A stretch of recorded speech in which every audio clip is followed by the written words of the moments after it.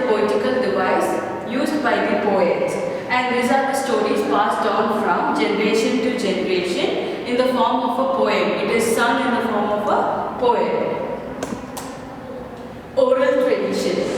Ballad is a short story in verse. It was sung from village to village with a fiddle or a harp. The minstrel sang in chimney corner of the farmhouse or near village green where the listeners will be assembled to entertain. Etymologically, ballad means dancing song. So here it is passed on from the word of mouth and it is sung. And etymologically, that is earlier when ballad was introduced, they used to sing ballad as well as dance with it. So ballad means dancing song. Next is origin, how ballad originated.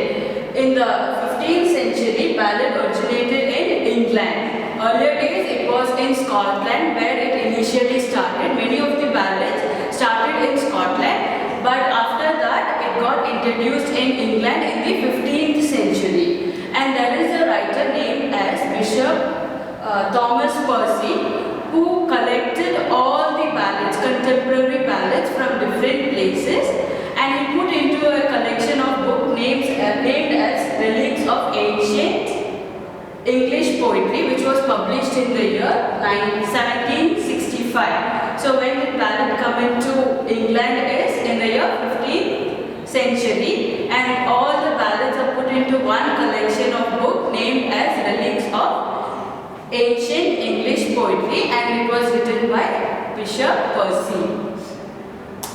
Next is what is the common theme of ballads are. The subject matter of the ballad include memorable feud, a thrilling adventure, a family disaster, love and war, and life, tragic accidents, sudden disaster, murderous act, desire for revenge, suicide, humorous argument, heroic deeds. All these are the things. So whatever they see around, they were writing on it. They were not putting the personal thought of a writer, whereas whatever they are seeing around, what was happening around them, whichever they could sense, that is hear and see, that is what they were recording and they were putting.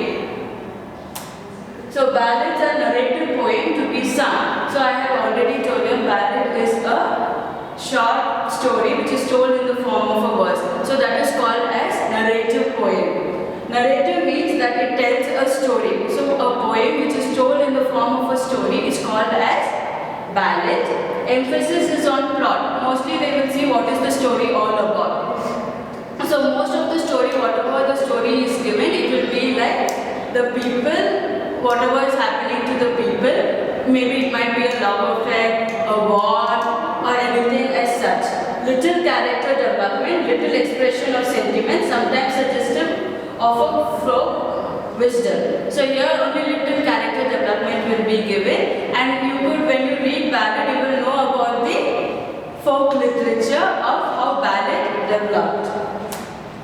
And the subject matter of ballad. The subject matter of the ballad is always objective and not subjective. What is objective is, objective poetry is impersonal. They don't have any thoughts or emotion connected to the writer. Whereas subjective poetry is personal, it has connection to the writer. So the ballad is of objective poetry. Ballad tells stories about character who face challenges in life and love.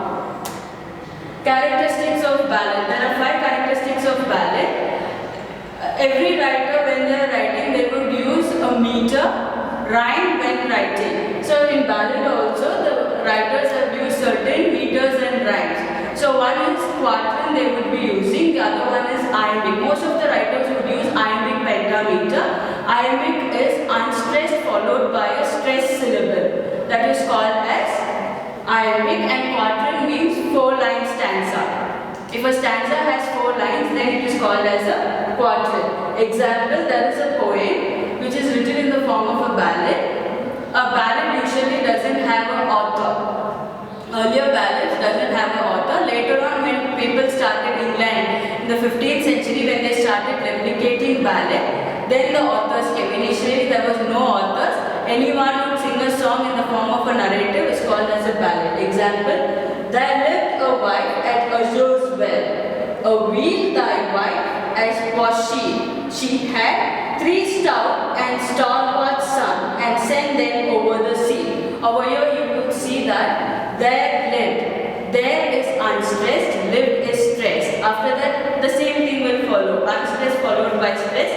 And 1 foot is equal to 2 syllables. So in a ballad you could see that a stressed, unstressed followed by a stress make 1 foot.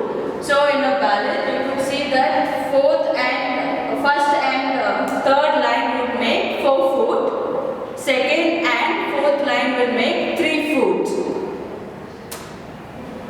So in a ballad you could see that the tale is abruptly opened without any systematic introduction about who is telling, what is the theme or nothing. Abruptly it will open, but you will understand what the story is about, what the poem is about. Though it opens abruptly, still you will understand. Example, the ship of Fate. Oh, where have you been, my long last love? This long 7 years and more.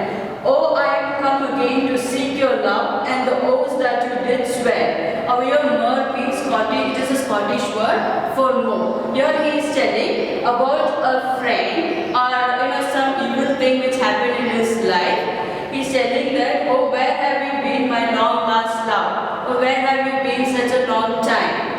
This long 7 years and more. This 7 years you were not there and even more I couldn't see you. Oh, I am coming again to seek your love and the oaths that you did swear. So again after 7 years I am coming back to take back whatever the promises you did and whatever you have shown to me, swear to me, that one again you are going to continue now. So this is it is like abruptly you could see that the poem in between the lines are given, but still we can understand it is something about a lost love. Then the third feature of ballad is impersonal. I already told you. Impersonal is they would see whatever is happening around them and then they would write about it. So ballad is impersonal treatment. There wouldn't be any writer's identity. You will not find any writer's identity or writer's personal emotion or feeling. Then the fourth characteristics of ballad is the same lines are repeated from stanza to stanza and it is called as refrain. When a line is repeated again and again, it is called as refrain and you will find this in ballad. Example, the Douglas tragedy. In this you could see that first stanza and the second stanza are almost similar, but only 2 to 3 words will be changed in the third line. Oh, they rode on and on they rode, and all by the light of the moon, until they came to the Van water, and there they lighted down. Oh, they rode on they rode, and all by the light of the moon, until they came to his mother's hall, and there they lighted down. So you could understand that there is a person who is going again and he is traveling from one place to another, and there is you could see the moon, and after that they are halting there for some time. Again the next day again they are traveling, and at last they have reached their destination, the place where they wanted to go, and again they have stayed back there. That is how the poem goes. And here you could see in a ballad there is a repetition of lines. From first stanza to second stanza you could see there is repetition of lines. Then the last characteristics of ballad is they would not tell about the place or the time where it is happening. For example, we could take the Assur's Well, the wife of Assur's Well itself. It tells, it is quoted as it happened, there lived. There lived or it fed. So they are not telling who lived or who fed. They just tell there lived a person and it fed. It just happened. They don't tell about the place nor about the time in ballad. Kinds of ballad. Primarily there are 2 kinds of ballad. One is the ballad of growth or authentic ballad. That is, it will not have author and this is the traditional ballad. And there are examples like Chevy Chase, the wife of Assur's Well, Sir Patrick's son. These are all called as the ballad of growth or authentic ballad. And the second type of ballad is the ballad of art or literary ballad. This one started in the year 16th century, and in this you could see that it was just the replica of the traditional ballad, the ballad of growth. So example of this are Scott's Eve of St. John, La Belle Dame Saint Mercy, John Keats. The meaning of La Belle Dame Saint Mercy is the Lady Without Mercy. It's a poem by John Keats and it is also in the form of a ballad. And Coleridge Rhyme of the Ancient Mariner. Then the last one of the kinds of ballad is mock ballad. Mock ballad is you would have a comic sense in the ballad structure itself. So that is called as mock ballad, and there is a parody which is written by William Magnan in comparison with the Rhyme of the Ancient Mariner by S.T. Coleridge. Okay, it is a parody which is written. The ice was here, the ice was there. It was a dismal matter to see the cargo one by one floundering in the water.